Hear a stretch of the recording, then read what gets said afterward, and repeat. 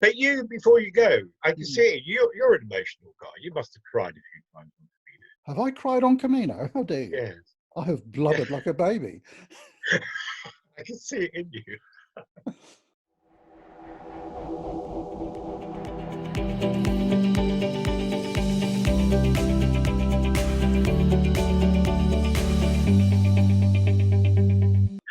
Yeah, it's so healthy, isn't it? Men need to learn this much more than women. I mean, women still Yeah. feel guilty about crying. Men refuse Well, I'll tell you what. I'll tell you a to cry. story. It's a As you've healthy thing you asked. can do.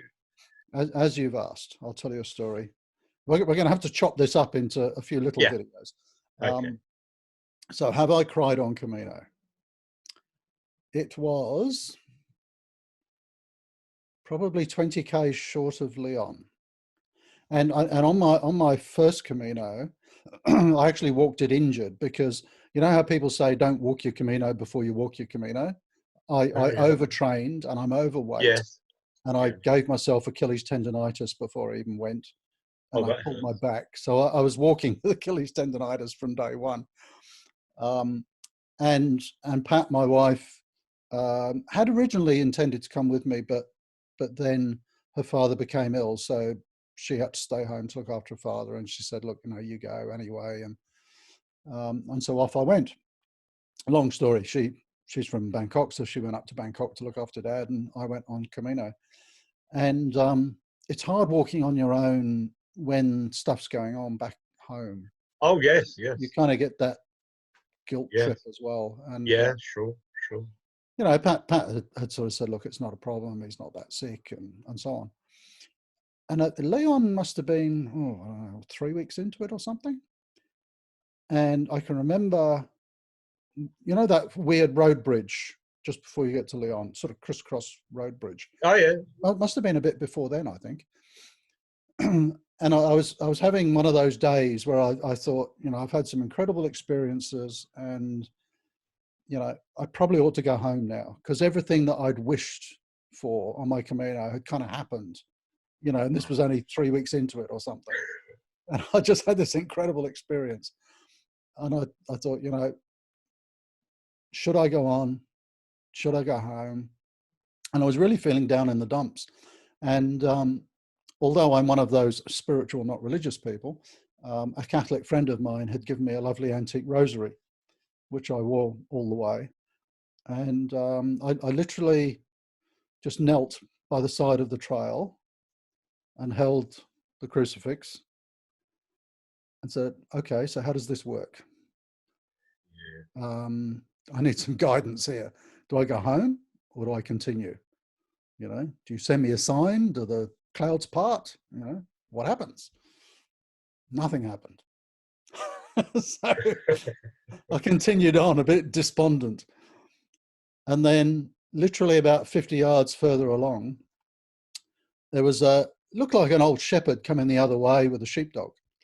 And I glanced at this guy and buenos dias, and he said buen camino, and our eyes met, and a shiver went down my spine because it was the eyes of my father who had died 13, 14 years previously. You know how you look into someone's soul, you know, and it was my father looking back at me. And I looked around back down the track, and this older gentleman looked around and kind of waved, and off he went. And it was like, what just happened? You know, I just saw my father. Wow. And then, you know, I was pondering over this, and then I'd walked on another 30 or 40 meters, and no one ever calls me on Camino. They know never to do that. Yes. I'll Yes. talk to my wife, Pat, usually first thing in the morning for 5 minutes just to see if she's okay. The phone rang, and it was my wife, Pat. "So what are you doing calling me?" "Oh, I just felt like it." "You okay?"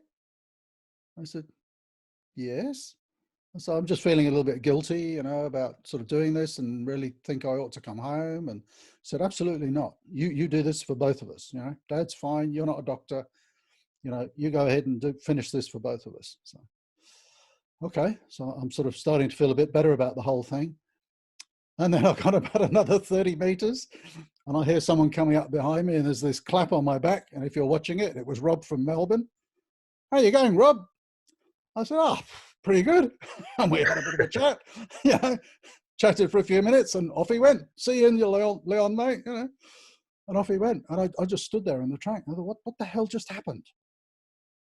I really felt like giving up, and bang, I think I saw my father. My wife just rang me, and somebody I hadn't seen in 2 weeks just came along and revved me up. I still have pins and needles from my toes to the top of my head from that story. It's extraordinary. That's the moment you said your father's eyes, my whole body just, and that is the Camino. It is. And the thing is, and stuff like that happened to me almost every day on my first one. The thing is, every real religion in the world has two levels. Has the lower devotional level, makes people better people, fulfills their lives, is full of doctrine. There's always a higher level. The Christians have it, the Muslims have it with Sufis, the Buddhists have it with Zen. There's a higher level where there is no doctrine, there is no dogma. There is that. It is somehow an interventionist reality. Somehow and it intervened for you. And unmistakably. And it's interesting, isn't it? Because that was your father's eyes. A scientist would say, well, yes, but you just thought. You were hoping it was, and it was in your mind. No, it was some old guy walking down the track who I happened to look in the eye and I got the shock of my life. Yes, exactly. And that experience cannot be tested, but we know it to be true. And that is the best Camino experience I've ever heard. That is wonderful experience. But that shook you up. Yeah. So, by the end of I took 40 days to walk my first one. By the end of about 25 days, that and a half a dozen similar things had happened. Yeah. It's like, I'm exhausted. Bring it on. What else can I learn? Well, that's brilliant. Marvelous. Absolutely marvelous. Oh dear. I'd better let you go, David. We could go on for hours. Well, yes. It's very. I expected. There's me with a cold coffee. I expected you to be sitting there with a glass of wine. It's like mid-evening for you, isn't it? I have a glass of apple juice, but I think dinner is about to hit the table. So. All right. Thank you so much for inviting me to do this. No, it's been a pleasure. And for anybody who sees this, it's first aid. In the story of the Good Samaritan, and everybody knows the story of the Good Samaritan, Jesus finishes with a command, which is then go ye and do likewise. Now, one doesn't have to be a committed Christian. One could be a Muslim, a Jew, nothing. One can be spiritual rather than religious. But if you want to go back, I would say the Buddha said, search for personal happiness, result unhappiness. Search for happiness in others, result happiness. So I would say, take a big first aid. Yes. Wow. Yeah. Take a big first aid kit, offered to help, and enjoy your Caminos. Robbo, I want to see you on Camino. Definitely. I mean, you and I want to meet up. Oh, absolutely. Yeah, absolutely brilliant. And thank you so much. Well, I hope we'll all be back on Camino soon. And I would so do I. Have one of those meals in a refugio with you. Oh, I'd love that. I'm going to take a tent with me when I go. Very good. I know lots of refugios that have gardens, verandas, a freestanding tent, no pets. Yeah. Okay. I think. Very good. Then I've got the trailer. But walking out there, walk as if you're not carrying a pack. Walk straight and relaxed and tall, stand tall. And the other thing is, cut off from home. Yes. No man can have two masters. You have to be one place or the other.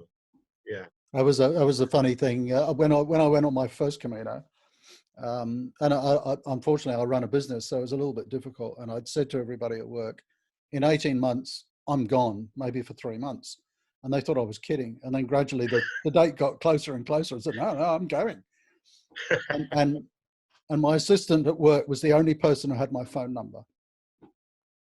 So that's it. You cannot contact me.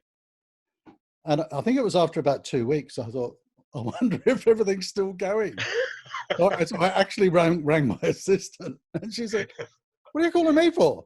I said, "Is everything all right?" "Yes. If it's not, I'll call you." "Get back to your Camino." It might have all disappeared.